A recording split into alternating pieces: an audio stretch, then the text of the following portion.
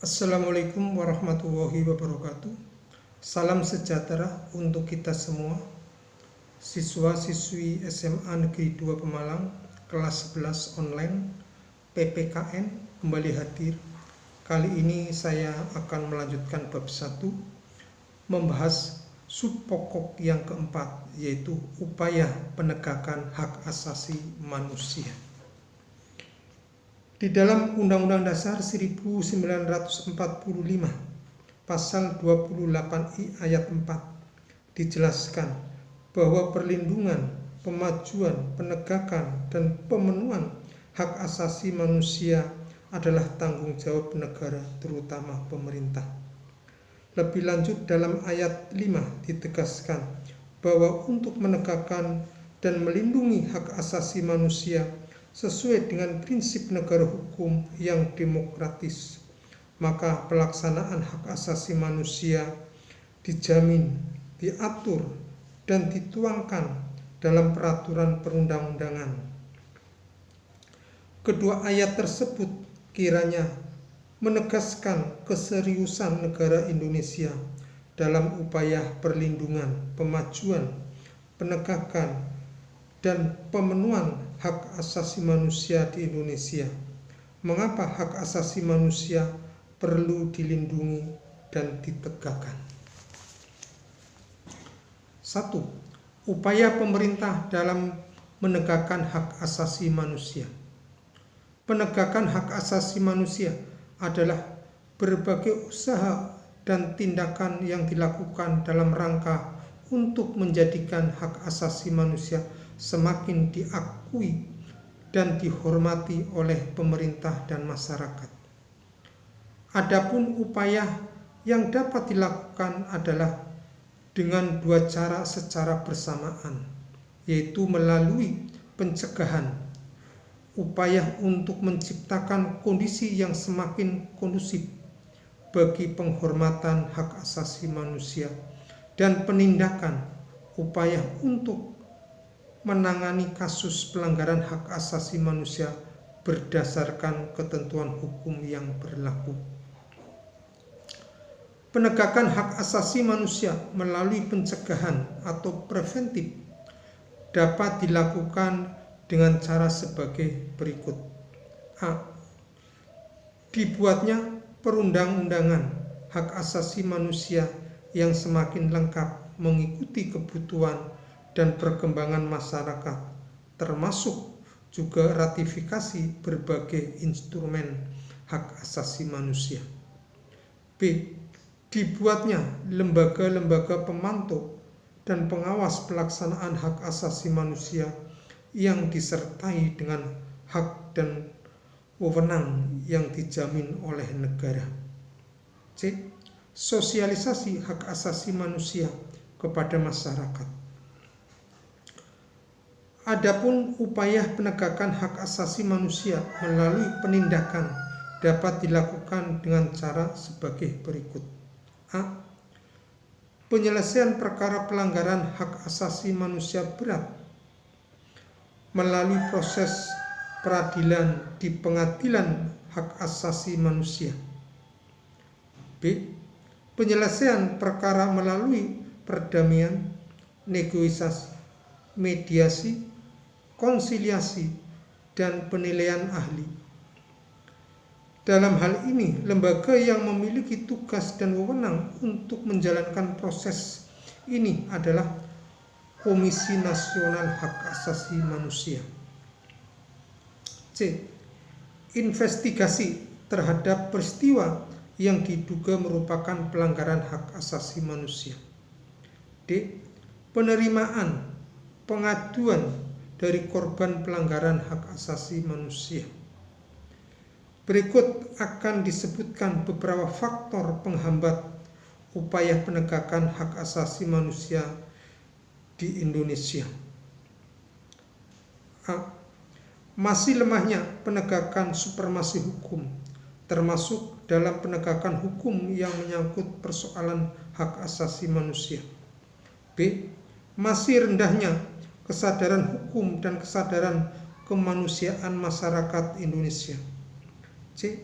masih rendahnya kesadaran politik pemerintah yang memberi dampak pada penyalahgunaan kekuasaan ataupun wewenang yang mengakibatkan terjadinya pelanggaran hak asasi manusia. D. Masih rendahnya kesadaran masyarakat akan hak dan kewajiban sebagai warga negara yang memiliki hak asasi manusia dan juga kewajiban asasi manusia. E. Adanya stereotip sebagian masyarakat Indonesia yang menganggap bahwa gerakan perjuangan penegakan hak asasi manusia dapat mengakibatkan disintegrasi bangsa yang membahayakan persatuan dan kesatuan sehingga melemahkan kesadaran warga masyarakat untuk turut berperan serta dalam upaya penghormatan, pemajuan, dan penegakan hak asasi manusia di Indonesia. Dalam proses upaya penegakan hak asasi manusia, pemerintah Indonesia telah melakukan langkah-langkah berikut. A. Pembentukan Komisi Nasional Hak Asasi Manusia. Komisi Nasional Hak Asasi Manusia dibentuk berdasarkan keputusan Presiden nomor 50 tahun 1993 dan berdiri pada tanggal 15 Oktober 1993. Komisi Nasional Hak Asasi Manusia merupakan organisasi independen, tak berpihak, visioner, memiliki misi membantu menyelesaikan kasus-kasus pelanggaran hak asasi manusia serta melakukan kegiatan pendidikan dan penyuluhan masyarakat tentang hak asasi manusia di Indonesia. 1. Tujuan Komisi Nasional Hak Asasi Manusia. A. Mengembangkan kondisi yang kondusif bagi pelaksanaan hak asasi manusia sesuai dengan Pancasila, Undang-Undang Dasar 1945, Piagam PBB, dan Deklarasi Universal Hak Asasi Manusia. B. Meningkatkan perlindungan dan penegakan hak asasi manusia untuk mengembangkan pribadi manusia Indonesia seutuhnya serta kemampuannya berpartisipasi dalam berbagai bidang kehidupan. 2. Fungsi Komisi Nasional Hak Asasi Manusia. Dalam rangka mencapai tujuan yang diinginkan, Komisi Nasional Hak Asasi Manusia menjalankan beberapa fungsi sebagai berikut. 1. Fungsi kajian dan penelitian meliputi sebagai berikut. A. Melakukan kajian dan penelitian berbagai instrumen internasional dengan tujuan memberikan sarana-sarana mengenai kemungkinan akses dan atau ratifikasi. B. Melakukan kajian dan penelitian berbagai peraturan perundang-undangan untuk memberikan rekomendasi mengenai pembentukan, perubahan, dan pencabutan peraturan perundang-undangan yang berkaitan dengan hak asasi manusia. 2. Fungsi penyuluhan. A. Menyebarluaskan wawasan mengenai hak asasi manusia kepada masyarakat Indonesia. B. Meningkatkan kesadaran masyarakat tentang hak asasi manusia melalui lembaga pendidikan formal dan non-formal serta berbagai kalangan lainnya. C. Kerjasama dengan organisasi, lembaga atau pihak lain, baik tingkat nasional, regional maupun internasional dalam bidang hak asasi manusia. 3. Fungsi pemantauan meliputi sebagai berikut. A. Pengamatan pelaksanaan hak asasi manusia dan penyusunan laporan hasil pengamatan tersebut. B. Penyelidikan dan pemeriksaan terhadap peristiwa yang timbul dalam masyarakat yang patut diduga terdapat pelanggaran hak asasi manusia. C. Pemanggilan terhadap pihak pengadu atau korban dan pihak yang diadukan untuk dimintai atau didengar keterangannya. D.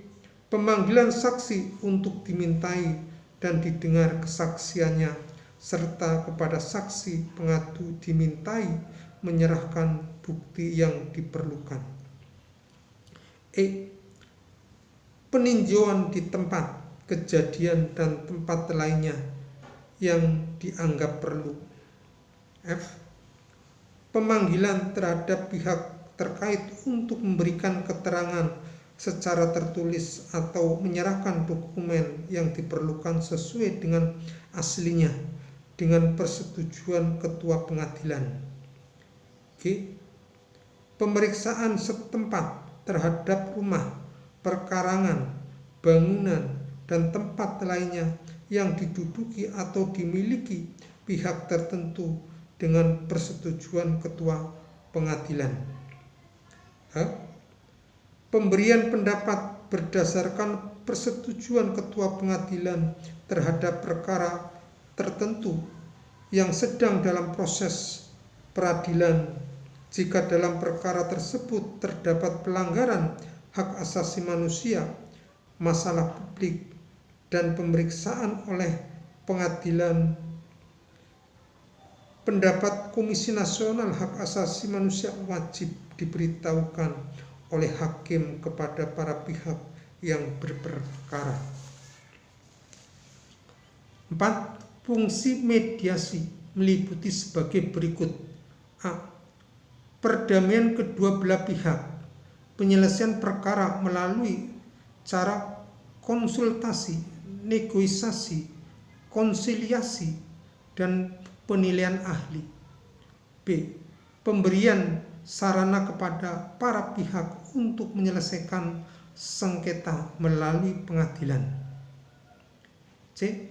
Menyampaikan rekomendasi atas suatu kasus pelanggaran hak asasi manusia kepada pemerintah untuk ditindaklanjuti penyelesaiannya. D. Penyampaian rekomendasi atas suatu kasus pelanggaran hak asasi manusia kepada DPR RI untuk ditindaklanjuti. B. Pembentukan Komisi Nasional Perempuan. Dasar pembentukan komisi ini adalah Kepres nomor 181 tahun 1998.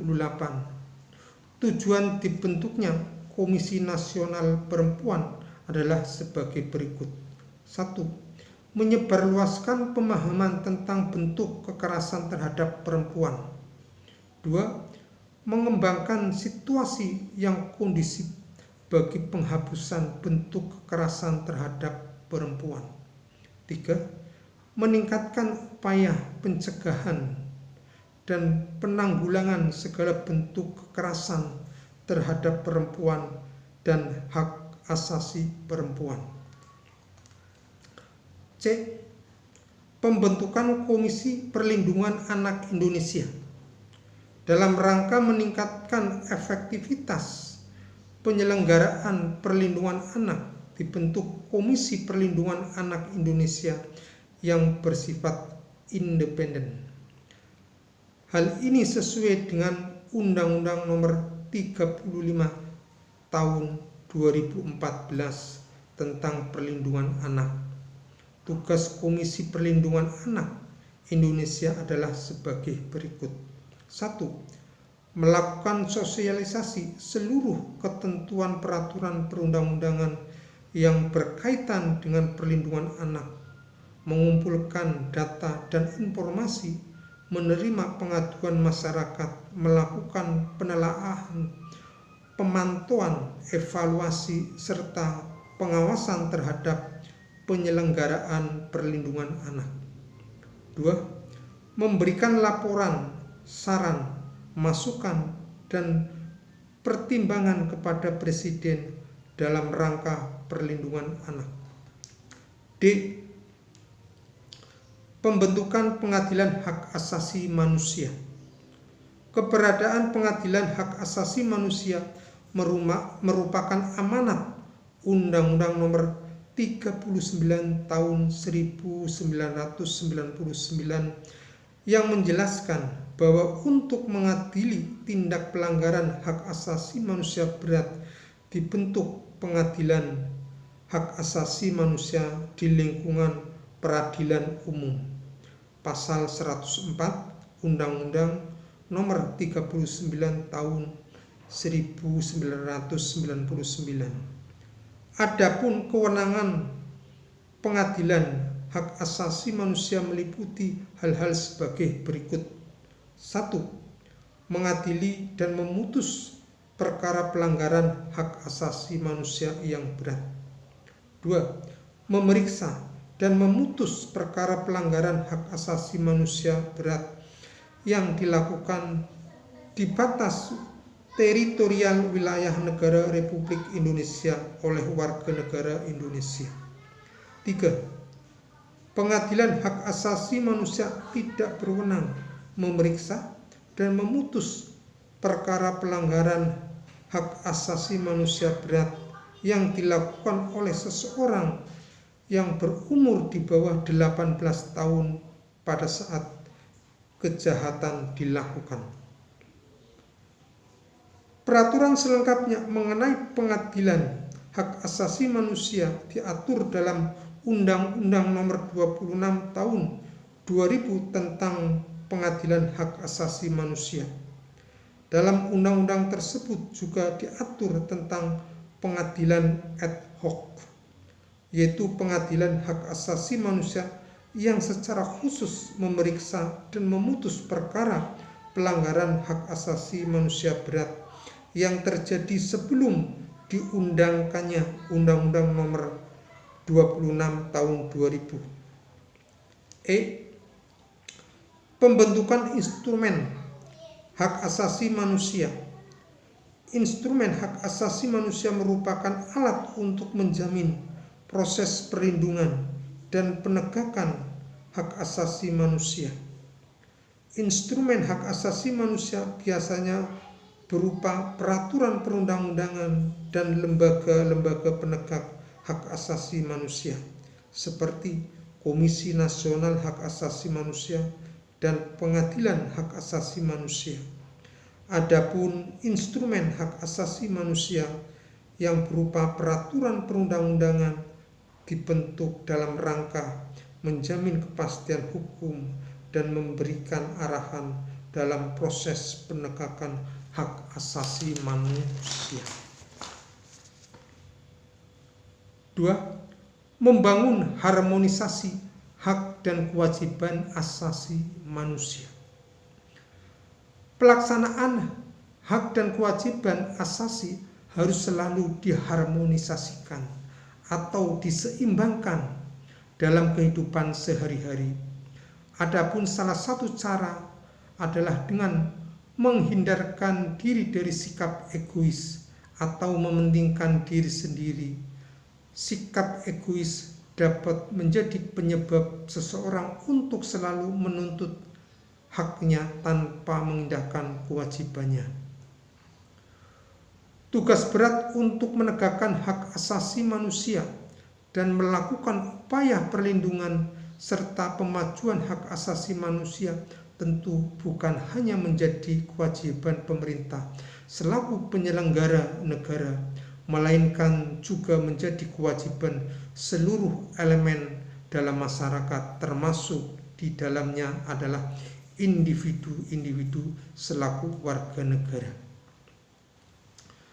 Menurut Nikel, tanggung jawab individu terhadap upaya pemajuan, penghormatan, dan penegakan hak asasi manusia disebabkan oleh adanya 3 alasan, yaitu sebagai berikut.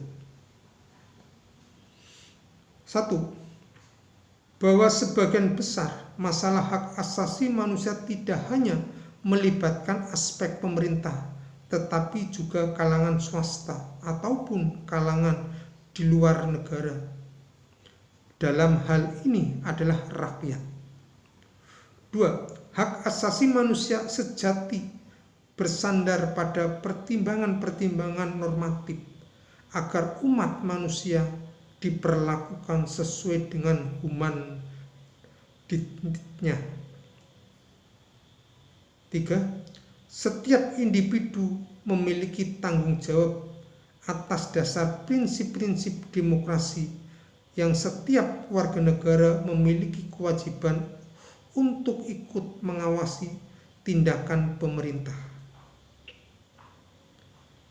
Peran serta masyarakat dapat ditunjukkan dengan cara berikut. A. Saling memberi kesempatan beribadah kepada orang lain. B. Tidak main hakim sendiri. C. Menghormati tetangga yang tidak ikut kerja bakti karena sedang bekerja. D. Menghormati pendapat atau usulan orang lain dalam suatu rapat atau musyawarah. E. Menghargai kebebasan memeluk agama. F. Melaporkan tindakan pelanggaran hak asasi manusia, misalnya kekerasan dalam rumah tangga. G. Memperlakukan pelaku kriminal sesuai prosedur. H. Memberi informasi penting pada aparat hukum dalam proses penyelidikan kasus kejahatan. I. Tidak menutupi kasus pelanggaran hak asasi manusia. C. Tidak melakukan perlindungan terhadap pelaku pelanggaran hak asasi manusia. K. Aktif dalam kegiatan-kegiatan sosial dalam upaya penegakan hak asasi manusia. I. Mengikuti seminar-seminar atau penyuluhan-penyuluhan akan pentingnya penghormatan terhadap hak asasi manusia, baik di tingkat daerah maupun pusat. Adapun peran serta pemerintah dapat ditunjukkan dengan cara berikut. A. Memberikan pelayanan hukum yang mudah, cepat, dan adil. B.